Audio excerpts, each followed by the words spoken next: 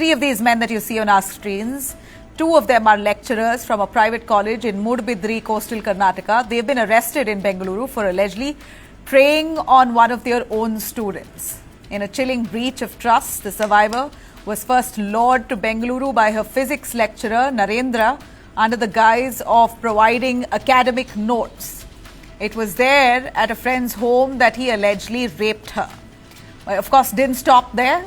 Another lecturer heard of this because allegedly Narendra boasted about raping this girl to this other lecturer, and this other lecturer, Sandeep, who teaches biology, then used the video of Narendra and that girl to blackmail her and then rape her again. And then came a third man here, Anup, a friend of the two, who allegedly threatened the girl with false CCTV footage of her, claiming that he has some videos of her entering the house of one of these men and then raped her again.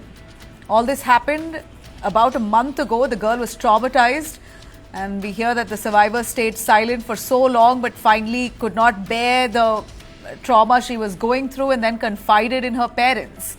The parents finally approached the Karnataka State Women's Commission, which acted swiftly, directing the Marathalli police in Bengaluru to file an FIR on July 5th. Now, all three accused have finally been arrested today. If I could take you through another tragic update we're getting of Balasore, Odisha case. The young woman who tragically took her own life after she was sexually harassed by her teacher, Sameer Kumar Sahu, in Balasore, Odisha, has now succumbed to her injuries. She had been battling for her life after self-immolating in front of the principal's office, which was clearly a desperate final protest against a system that she felt had failed her. Fellow students say that she was tormented for weeks and her complaints were ignored by the school. Her death serves, of course, as a devastating reminder here of how the system refused to act when she actually raised an alarm. This is indictment of inaction, clearly. And finally, in Mumbai, another case that's been reported in Mumbai a few days ago itself, where a 40-year-old teacher has been arrested for allegedly sexually assaulting a 16-year-old male student. She's accused of taking this boy to luxury hotels, feeding him alcohol and anti-anxiety pills, and then sexually exploiting him.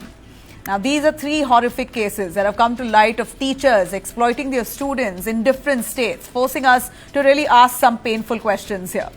The accused have been arrested, of course. Investigation is underway, but is that really enough? Where and who takes the true responsibility? Should institutions be held accountable for failing to protect their students? And should licenses of these institutions be revoked as a stark warning to others?